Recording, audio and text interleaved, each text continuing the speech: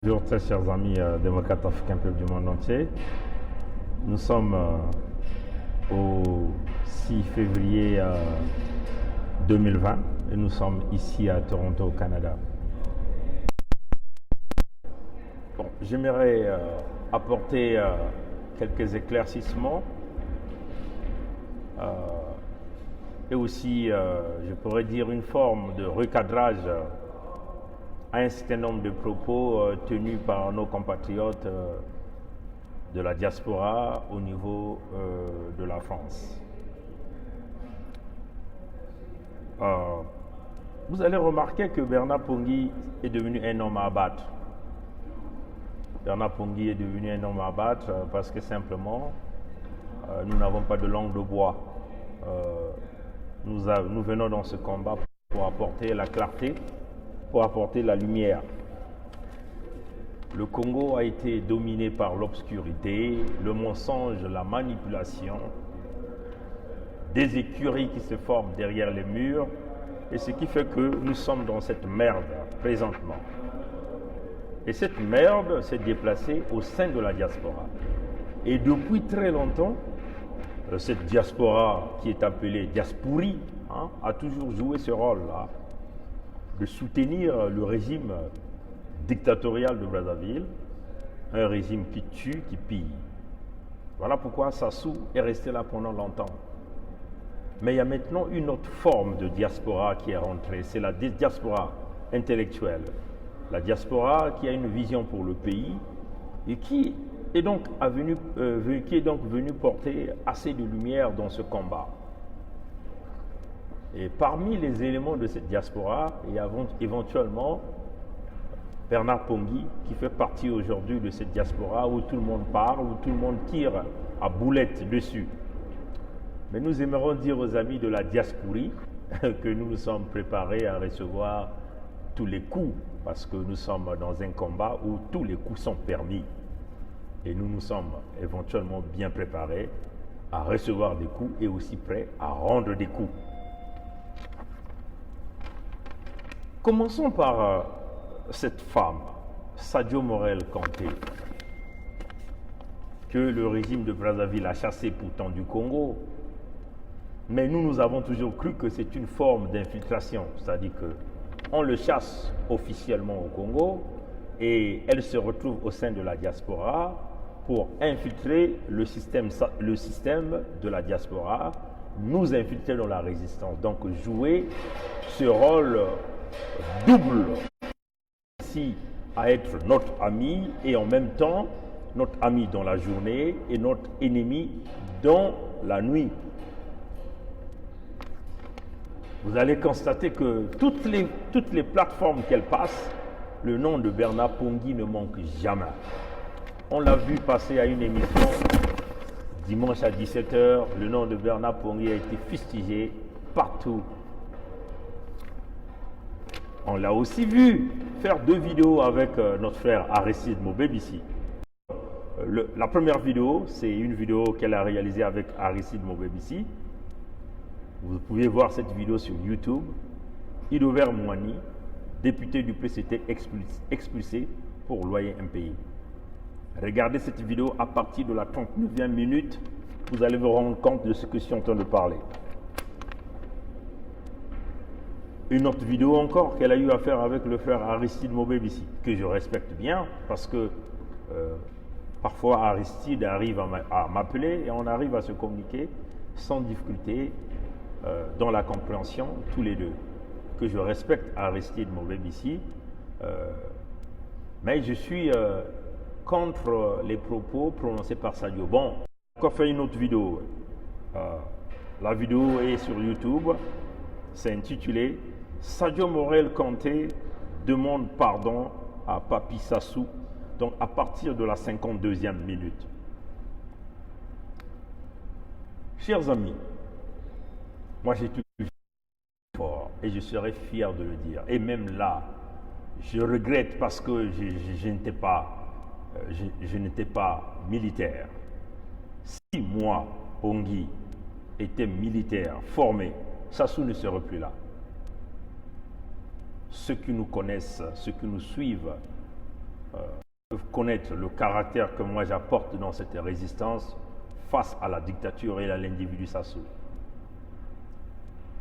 Si moi, j'avais la formation militaire, et de surcroît, qu'on me traite de cocoy, mais je serais fier de l'accepter.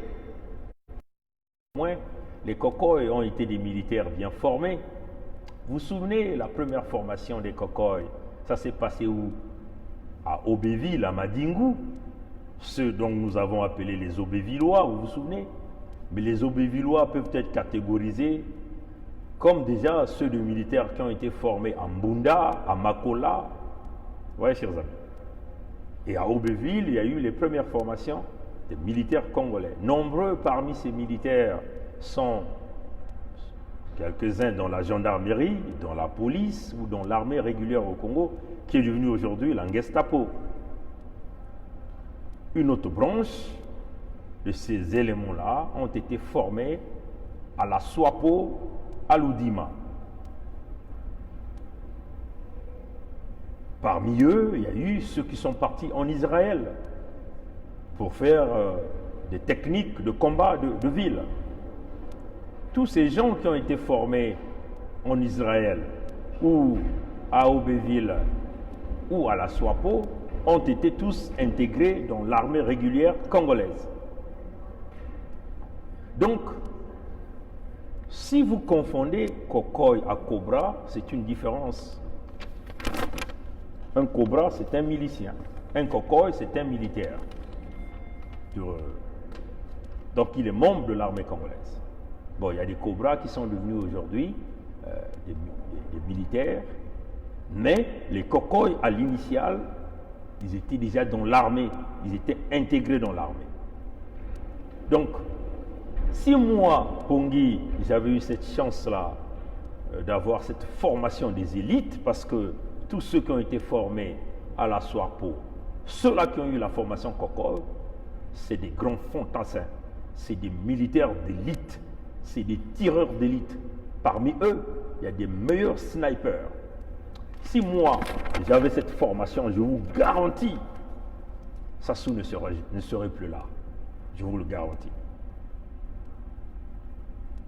Et je serais fier de porter cet uniforme, porter cette identité de Kokoy, de militaire congolais. Parce que moi, j'aurais servi le drapeau congolais. Je vous dis, chers amis, Sassou n'allait plus exister. Dites à Sadio Morel Kanté et à Déco Landry Brice, c'est une erreur pour moi de ne pas peut-être avoir la chance d'être parmi les tireurs d'élite congolais. Mais si j'avais été dans cette formation, je vous dis, le Congo ne rentrerait pas dans cette crise-là. Vous pouvez continuer à tirer à boulette rouge sur Bernard Pongui, rien ne va m'arriver. Parce que je demeure à l'étape de l'esprit. Quand on est à l'étape de l'esprit, on ne porte plus le corps charnel. Parce qu'on collabore avec des esprits. Je vais rapidement répondre à Bob Ebaka. Lundi, Bob Ebaka est venu faire sa vidéo. Vous avez vu que moi j'ai attendu mercredi et jeudi. Donc j'interviens le 4e jour. Il dit, Pongui est venu encore diffamer. Pourquoi? Il n'y a que lui qui parle du côté du Canada. Pongui, tu ne trouves pas qu'on t'utilise ce désordre dans la diaspora. Il parle de général Mokoko, qu'on laisse le général Mokoko tranquille. Qu'on laisse le général Mokoko, qu'on laisse ses enfants tranquilles. Mokoko devait être sorti de prison, mais parce que les Congolais ont parlé, voilà pourquoi Mokoko n'est pas sorti en prison. Il a dit tout un tas de trucs. Il dit, il a donné son micro à 90% des Congolais de la diaspora. Il parle de Castor qui est venu parler. Je vais rapidement dire ceci. Oui, Bob Ebaka, moi j'ai beaucoup de respect pour toi. ce que tu fais. Mais attention au double jeu, où on essaie de placer ses deux pieds de part et d'autre, du côté du pouvoir et du côté de la résistance. Ce jeu-là ne marche pas avec des Congolais qui se battent en réalité. Puisque toi-même tu le dis que tu es l'enfant de beaucoup de Mbende, comme tu le dis. Donc tu es l'enfant du côté du pouvoir et aussi l'enfant du côté de la diaspora et de la résistance. Personne ne peut manipuler Bernard Pongui. Dites ça à Bob Ebaka. Je crois qu'il va regarder cette vidéo, il va comprendre. Vous voyez, personne ne dicte des choses à Bernard Pongui. Bernard Pongui, c'est un esprit. Personne ne peut le contrôler. Aucun groupe ne peut contrôler Bernard Pongui. Aucun leader ne peut contrôler Bernard Pongui. L'individu ou l'être qui peut contrôler Bernard Pongui, c'est le Dieu créateur. Même ma famille ne peut pas me contrôler dans cette lutte-là, ou me dicter des choses à dire. Le système baie vitrée que nous avons mis en place, ça appartient au peuple congolais. C'est le peuple congolais qui informe, c'est le peuple congolais qui renseigne, c'est le peuple congolais qui veut des informations. Comme d'ailleurs ce que tu fais. Ce que tu fais, c'est de l'animation radio, la musique, tu parles un peu du quotidien, animateur Facebook, c'est très bien pour toi. Tu m'as donné ton micro parce que tu m'avais consulté, n'est-ce pas? Tu m'as consulté. Mais tu m'as dit que c'était payant. Il fallait payer, il fallait donner un per diem pour passer sur ton émission. C'est que c'était réalisé. Quand on s'est appelé, tu as dit avant de passer à l'émission, il faut faire un virement. J'ai fait un virement, n'est-ce pas? Le même jour. C'est toi qui m'as consulté. Hein? Je n'étais jamais venu vers toi. Tu m'as consulté, Bob Ebaka. Tu m'as appelé, tu me dis, Bernard, il faut que tu passes à l'émission, j'ai besoin de toi. Mais avant de passer, il faut payer un per diem. Je dis, il n'y a pas de souci, si tu veux que je passe, je vais payer pour toi. J'étais un peu pris dans le travail que je faisais, donc ça prenait un peu du temps. Tu m'as rappelé, tu m'as dit, tu n'avais pas encore reçu le transfert. Je dis, bon, écoute, j'étais dans le travail, maintenant que je suis libre, je peux te faire un Western Union. Donc j'ai fait le Western Union, tu es parti, tu as touché, tu as confirmé, tu m'as dit, bon, Bernard, j'ai touché, on programme l'émission à telle heure, le même jour. Hein, bon, si tu te souviens de ça. Donc vous voyez que ton micro que tu as dit, tu as donné à tout le monde, à moi, tu l'as vendu. Tu m'as vendu ton micro. Tu m'as consulté et tu me l'as vendu. Donc tu es venu en marchand. Donc, en quelqu'un qui cherchait de l'argent auprès de moi. N'est-ce pas? Et moi, je te l'ai donné sans problème. Hein? Tu dirais aussi que quand je suis passé à ton émission, quand tu m'as consulté, quelqu'un m'a manipulé pour pouvoir payer ça, pour pouvoir te donner mon argent. Non. Donc, vous devez savoir sur quel terrain vous touchez. Je vais rapidement aller. Oui, Castor est venu s'attaquer à Pongui pour la diffamation. Bon, déjà, moi, je ne peux pas répondre à ces castors-là. Pourquoi? Je vais vous donner vos exemples. Premièrement, il s'est adressé à un public qui lui est conquis. Donc, il s'est adressé à ses siens. Il ne s'est pas adressé au peuple congolais. Parce qu'il s'est adressé, il a parlé dans sa vidéo en langue, dans sa langue à lui. Il n'a pas parlé au peuple congolais dans l'une des deux langues nationales que nous avons, ou dans la langue officielle que nous avons, le français. Donc il a parlé à ses siens. Donc il a ciblé sa popularité.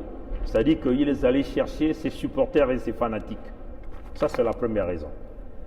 S'il avait parlé au peuple congolais, en français, en Mungkutuba, en Lingala, Bernard Pongui, j'allais lui apporter un droit de réponse. Voyez bien, chers amis, nous sommes dans ce combat, pas pour les ethnies, mais Bob Ebaka dit, Castor est venu lui donner la réponse parce que Pongui a fait la diffamation. Bon, tu vois déjà, tu es rentré dans le jeu de l'ethnicité que tu as condamné, n'est-ce pas? Mais tu as encouragé Castor pour l'action qu'il a eu à faire, n'est-ce pas? Donc tu encourages l'ethnicité. parce que Castor ne s'est pas adressé au peuple congolais. Ça, c'est la raison qui ferait que je ne peux pas rentrer dans les embrouilles de Castor. Deuxièmement, il doit d'abord s'identifier. C'est quoi son vrai nom? Commandant Castor. Oh, c'est un sobriquet. Moi, je veux savoir son nom. Comment s'appelle-t-il? Nous venons parler au peuple congolais avec notre identité, nom et prénom. On peut nous retracer dans ce pays-là. Partout où nous avons travaillé. On va vous citer quelques endroits où nous sommes passés. Au Congo. Nous sommes passés à Alu Congo. Nous sommes passés à Aéroservice en tant que technicien avion léger. Nous sommes passés à l'Université Marangwabi, la faculté des sciences, à l'École nationale supérieure polytechnique, Université Marangwabi. Nous sommes passés à Jetsman Technologie Internationale et nous sommes passés à Schlumberger. Dans le monde pétrolier, le nom est bien connu. Qu'il s'agit des environnements Total et Eni, le nom Bernard Pongui est bien connu. Donc nous avons des traces et des pas où on peut nous retrouver. Nous avons une identité. Je m'appelle Bernard Pongui. Que ce Castor nous dise qui est-il. Allez, chers amis. Deuxièmement, il supporte un rebelle. Il est le fils de l'aigle. Qui représente l'aigle? Son père, sa mère, ou son idole, ou son mentor, ou son pasteur, ou un criminel qui a tué des Congolais. Pour nous, il n'y aura pas de vitesse de justice entre Ntoumi et Sassou et tous ceux qui ont commis des crimes au Congo. Les victimes doivent retrouver la justice dans ce pays-là. Voilà pourquoi nous sommes en train de vouloir rétablir la puissance de la justice au Congo-Brazzaville. On ne peut pas nous dire que Sassou va être condamné et Ntoumi sera en liberté sans pourtant qu'il passe par le processus judiciaire. Processus au cours duquel il pourra prouver son innocence. Oui, chers amis.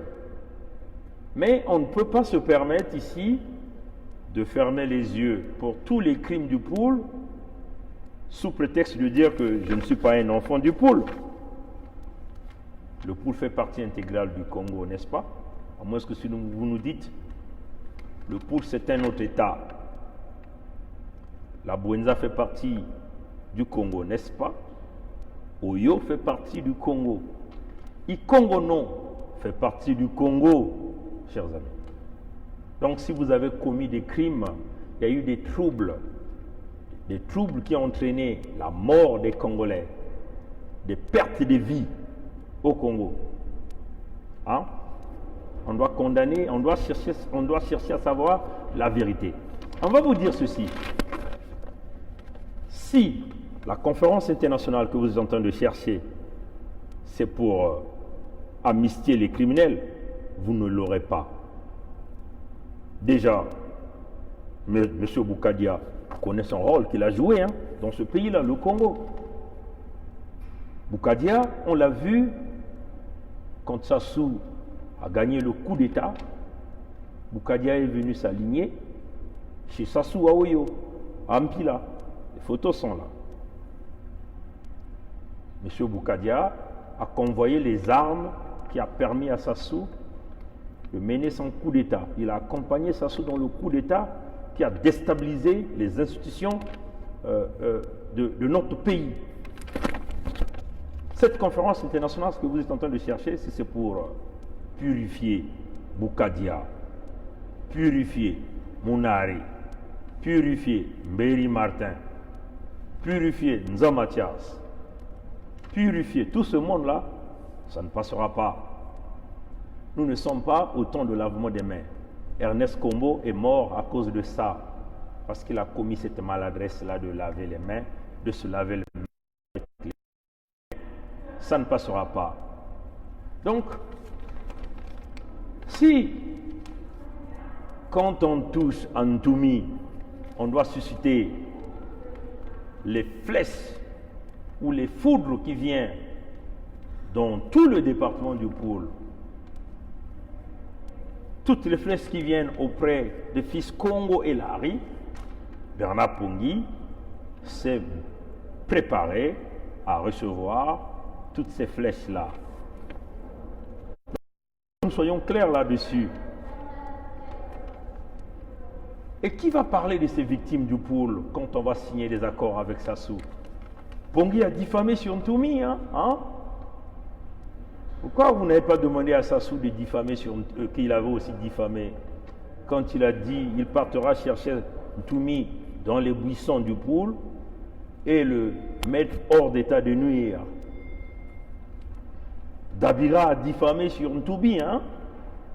Quand Dabira a dit dans un tribunal au Congo-Brazzaville diffusé où tout le monde a vu que Nyangambwala et Sassou donnaient des armes aux rebelles. Qui est le rebelle ici? Toumi. Lensi Loulou. Quatrième raison que moi je ne peux pas répondre à ce monsieur Castor, c'est qu'il a tué des Congolais. Il a été ainsi Loulou. Il a tué des Congolais. Lui-même d'ailleurs, il se bat la poitrine. Hein. Il a violé nos mamans. Il a violé nos sœurs. Quand tu touches au sang du Congo, tu ne peux pas être de mon côté. Voilà l'individu que Bob Ebaka est venu soutenir en essayant de tirer à boulettes, à des canons sur Bernard Pongui. À quoi Bob Ebaka joue? Tu veux rentrer au petit jeu? La division, c'est vous qui les apportez. Quand vous supportez des individus pareils qui viennent s'attaquer à Pongui pour la diffamation, vous êtes libre de porter plainte et Bernard va répondre correctement. Bob, je ne sais pas réellement ton rôle dans ce combat. Tes conseils, ça n'apporte rien. Oui, c'est ça la vérité. Parce que tu veux protéger des criminels. Vous allez remarquer toutes les fois Bob Ebaka fait une vidéo quand il parle des voleurs du Congo. Il ne s'arrête qu'à Ondongo et à Bouya. Mais il y a un gros poisson que Bob Ebaka a toujours oublié, Denis Christel. Il ne cite jamais le nom de Denis Christel quand il s'agit des voleurs du Congo. Toute la communauté internationale sait que Denis Christel fait partie de ceux qui ont volé.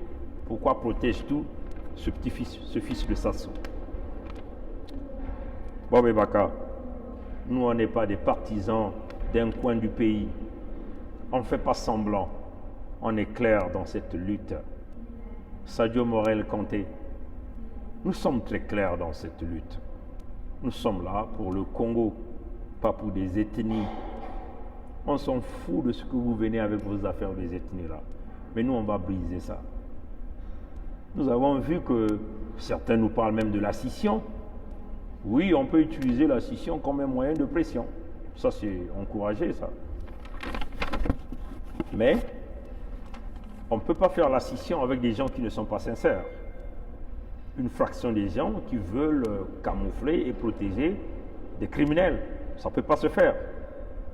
Vous allez donc morceler le Congo en combien de parties dans ce contexte-là? Le Poul sera un pays, la Bouenza va être un État, le Kwilu, ainsi de suite. Non, pour le moment, nous ne sommes pas pour la scission. On vous le dit d'une manière claire. Pour que vous parlez d'une scission, il faut que vous soyez des hommes sincères, des hommes qui ont une vision, des hommes qui sont capables de ne pas protéger des criminels. Nous ne serons jamais pour la scission. Nous sommes pour un Congo uni. Il est temps que les enfants du Congo puissent se mettre ensemble pour éradiquer la gangrène qui mine le Congo. Cette diasporie qui protège le régime au pouvoir au Congo, qui joue au double jeu. Vous voyez, chers amis, la différence entre les indigènes et les citoyens, on va vous le dire, les droits, les devoirs et les droits des indigènes, c'est de protéger le pouvoir de Sassou. Les devoirs et les droits des indigènes, c'est de protéger le pouvoir de Sassou. Ils sont prêts à jouer le double jeu, à faire semblant, à donner des coups bas, des coups durs aux uns aux autres, à venir jouer au petit jeu, à protéger les leurs. à continuer à recevoir des miettes qui viennent du pouvoir de Brazzaville. Et oui, c'est cela, le rôle que joue la diaspora de Paris. Voilà pourquoi il y a un certain Pongui qui vient de naître dans la diaspora du Canada, qui a apporté la différence dans ce combat. Une grande différence que nous avons apportée dans ce combat, qui est celle qui consiste à s'attaquer directement, frontalement. Oui, vous appelez ça diffamation. Vous pouvez appeler ça comme vous voulez. Porter des plaintes. Le Canada est là. Ici au Canada, il y a eu des Congolais qui ont dit qu'ils devaient porter plainte en diffamation. Mais ils n'ont jamais porté cette plainte-là. Pourquoi? Parce que nous avons dit clairement qu'eux aussi voulaient jouer ce jeu en Amérique du Nord. Mais ils n'ont pas pu. Il n'y a que Pongui qui parle. Oui, il n'y a que Pongui qui parle parce que Pongui parle dans la vérité. C'est ça qui est la vérité. Quand vous voulez dire des choses au peuple congolais, dites des choses qui sont claires. Oui, chers amis. Je vais rapidement terminer ce petit direct je regarde si j'ai oublié quelque chose d'autre, parce que nous on prend toujours des notes. Parlons de Mokoko. Oui, on a failli libérer Mokoko parce que les Congolais ont parlé et Sassou a maintenu Mokoko en prison. Bobé Baka. Mokoko a été emprisonné depuis le 16 juin 2016. À son arrivée à Brazzaville le 9 février 2016, son véhicule a été caillassé. Les Congolais parlaient avant qu'il n'arrive à Brazzaville? Non, mais son véhicule avait été caillassé. Comprenez? Qui a fait qu'aujourd'hui l'affaire Mokoko soit du point de vue international? Ce sont les résistants qui parlent de ça, de l'affaire Mokoko, tous les jours. C'est ça.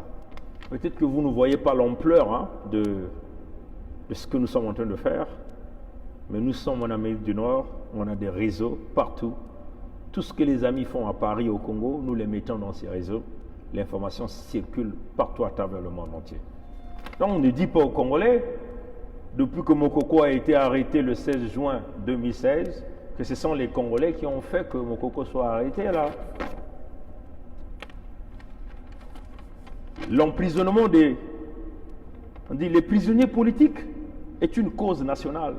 Mokoko est un prisonnier politique, Okombi est un prisonnier politique, notre frère Nevo de Ras-le-Bol et tous les amis de Ras-le-Bol qui ont été emprisonnés, c'est une cause nationale. Paulin Makaya, quand il était en prison, quand nous on a fait des tonnes de vidéos ici qui circulaient à travers le monde entier, l'affaire a été médiatisée, reprise par plusieurs médias. C'était une cause nationale, Bobé Baka. Ce ne sont pas des Congolais qui retiennent Mokoko en prison. Ce sont ces hommes-là que toi tu protèges, que toi tu lances les Mabanga dans tes émissions tout le temps. Ces hommes de Brazzaville, Christian Intel, colonel Intel, policier Intel. Ce sont ces hommes-là que tu lances les Mabanga, que toi tu soutiens, parce que ce sont tes amis. Oui, on ne peut pas refuser ses amis, même si l'ami est devenu criminel. Oui, on ne peut pas refuser son histoire, parce que l'histoire Ebaka est connue au Congo. Et nous n'avons pas envie de rentrer dans le nom Ebaka, qu'est-ce que ça signifie au Congo. L'histoire est connue. Vous voyez, chers amis. Donc, mon très cher Bob Ebaka, Comté Morel Sadio, Déco Landry Brice. Si vous voulez appeler Pongui un diffameur, faites-le. Mais on vous le dit clairement, cette lutte va continuer telle qu'elle est. Nous allons continuer à faire notre travail d'une manière crédible et légitime. Nous n'allons pas changer la méthode qui fonctionne parce que cette technique fonctionne. Sassou a une technique qui fonctionne. Voilà pourquoi il n'a jamais changé. La technique de Sassou, c'est quoi? Il achète des armes, il prend des miliciens, il vole l'argent du Congo, il affame les Congolais, il détruit des hôpitaux, il embauche des vétérinaires pour soigner des malades. Donc des vétérinaires qui soignent des individus. Hein? Ils transforment des femmes de ménage en sages-femmes ou en infirmières au centre hospitalier universel de Brazzaville. C'est pour tuer les Congolais. Voilà pourquoi lui et ses amis, ses parents se soignent en Occident avec l'argent du contribuable congolais. C'est une technique qui fonctionne. La technique qui fonctionne, c'est il ne vous paye pas les salaires, les pensions, il vous maintient en état d'esclavagisme volontaire. C'est une technique qui fonctionne. Nous aussi, dans le système Bévitré, la technique fonctionne.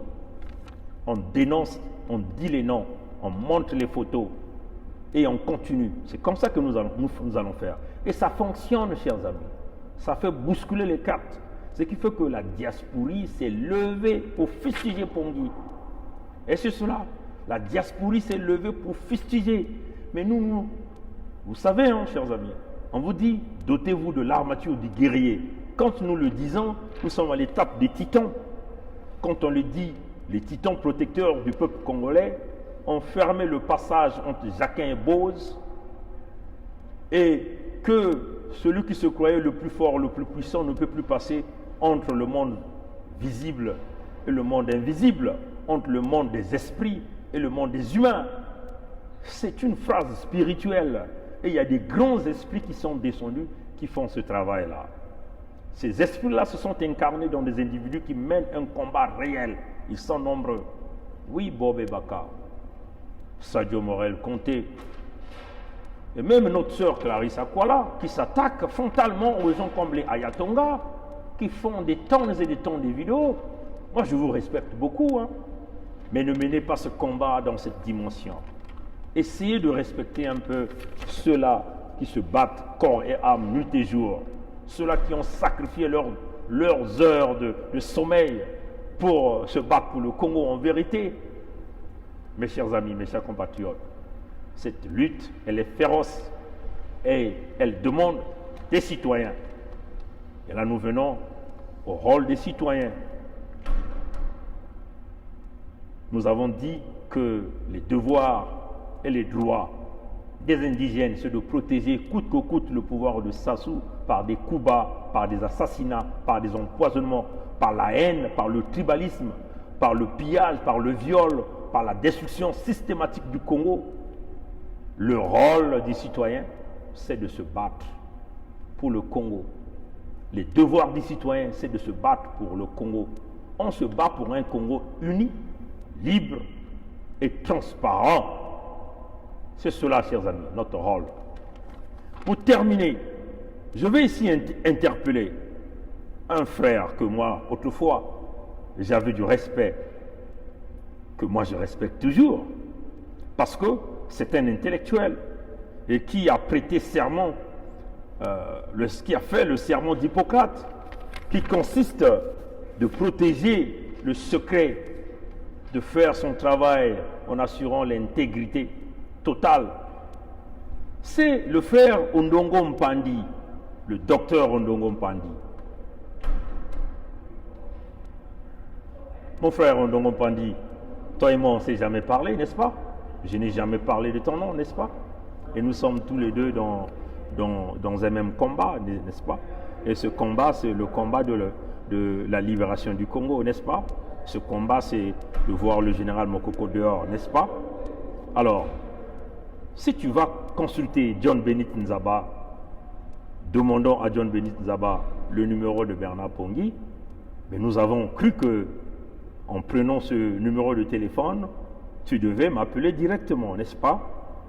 Pourquoi tu mentis en demandant à John Benit Nzaba mon numéro? Mais John Benit Nzaba te l'a donné parce qu'il a cru en toi. Il a cru en toi comme un résistant, comme un frère de la lutte, et que quelqu'un qui ne pourrait jamais le trahir, n'est-ce pas? Mais tu as manipulé John Benit Nzaba. Bon, vous voyez, hein, chers amis, c'est ça la différence entre la culture européenne et la culture Amérique du Nord. Dans la culture Amérique du Nord, le numéro de téléphone est considéré comme privé, personnel, et que pour pouvoir donner ton numéro à qui que ce soit, il va falloir que tu reçoives l'autorisation du propriétaire. Donc vous voyez que dans cette façon de faire, le frère John Benit Nzaba a certainement manqué cette discrétion de d'abord me contacter en me demandant que le docteur Ondongo Pandi voulait de mon numéro. Mais il a certainement cru au frère. Il a donné le numéro. Mais vous savez, docteur Ondongo Pandi, tu es un docteur, n'est-ce pas? Tu as fait le serment d'Hippocrate, n'est-ce pas? Le serment d'Hippocrate, c'est de ne pas mentir, c'est de travailler avec toute intégrité, c'est de protéger le secret professionnel. Si tu es parti prendre mon numéro auprès de John Bédit Nzaba, pourquoi tu l'as encore donné à ce monsieur qui est l'agent de Pascal Satima Biala? Curieux, hein? Nous, on ne cache rien, mon frère. Je suis très déçu de toi. Pourquoi jouer ce double jeu-là? Un pas dans le combat, un pas ailleurs. Dans la trahison? Non. Moi, je n'accuse pas que tu veux vouloir trahir. Mais c'est une faute grave ce que vous avez fait. Mais ne vous en faites pas. Heureusement que nous sommes dans un état où les numéros de téléphone, ça se change comme des papiers toilettes. Hein, chers amis? Donc, je suis très déçu et je dénonce ça avec la plus grande énergie, l'attitude et le comportement et le geste que le docteur Ondongo Pandi a fait, où il est allé demander mon numéro de contact à John Bédit Nzaba, et lui, il a promis à John Bédit Nzaba qu'il devait urgemment rentrer en contact avec Pongui. Moi, je n'ai jamais parlé, il n'est pas mon ami même sur Facebook. On est tous des frères de lutte, on n'a jamais eu de conversation, mais il a pris ce numéro de téléphone à d'autres fins, aller le donner à un agent du pouvoir de Sassou. Je peux le considérer comme ça, parce que si tu es député de l'UPADES, tu es partenaire du pouvoir de Sassou. Et Pongui n'aime pas ça. Soyons sincères, chers amis. Si vous venez dans ce combat pour s'amuser, vous faites affaire aux gens qui sont dotés d'intégrité. Et nous, on ne va pas tolérer ça. Ce numéro sera changé à cause d'une action de manque de considération, on peut même dire de trahison, de complot. C'est ça qu'on appelle les coups bas. Derrière le dos, on ment, on va tourner, on forme des amis. Parce que cet ami-là, ce député-là, est ton ami et tu trahis tout le combat. Ou peut-être parce que tu n'as jamais aimé l'individu Pongui et on veut jouer le coup de bas. Voilà pourquoi on vous dit, à Paris, il y a trop de traites. Voilà pourquoi vous ne verrez pas Pongui mettre son pied à Paris. J'ai déjà dit, ça fait déjà plus de 8 ans, je n'ai plus mis pied à Paris. L'Europe ne m'intéresse plus. Trop de traites. Entre nous, on mange ensemble, mais derrière la nuit, il y a des réseaux qui se forment. Vous voyez, John Bédit Nzaba a cru que Ondongo Pandi était un frère de lutte, et il lui a joué un coup. Dommage. Et nous, on dénonce ça. Et c'est ce que nous allons toujours dénoncer. Et nous demeurons dans la lutte avec la rigueur, la prudence, la sécurité. Et nous nous préparons aussi pour nous défendre si jamais nous sommes attaqués. La diffamation, les tribunaux sont là. Nous vous attendons au tribunal. Allez-y, portez plainte, nous serons là. On vous avait dit, nous sommes à l'étape de l'esprit. Vous n'avez jamais compris ça. C'est ça qui fait peur à Sassou quand il entend parler de l'étape de l'esprit. Oui, il y a des attaques parfois de nuit. La nuit encore passée. Dites à Sassou, il a envoyé l'aigle noir attaquer Pongui. Et qu'est-ce que l'aigle a subi? Je crois que s'il est là en ligne, Sassou, il comprend bien le message. Qu'est-ce que l'aigle a subi? Nous continuerons la lutte, nous demeurons droits par là. Avec l'appui de tous les esprits qui ont quitté le Congo, nous arriverons. Le tribalisme ne fera jamais partie de notre équation. Nous voulons d'un Congo des compétents où l'intelligence, que tout un chacun de nous qui est compétent peut retrouver sa place dans ce pays et aussi donner la chance à ceux qui ne sont pas compétents d'accéder.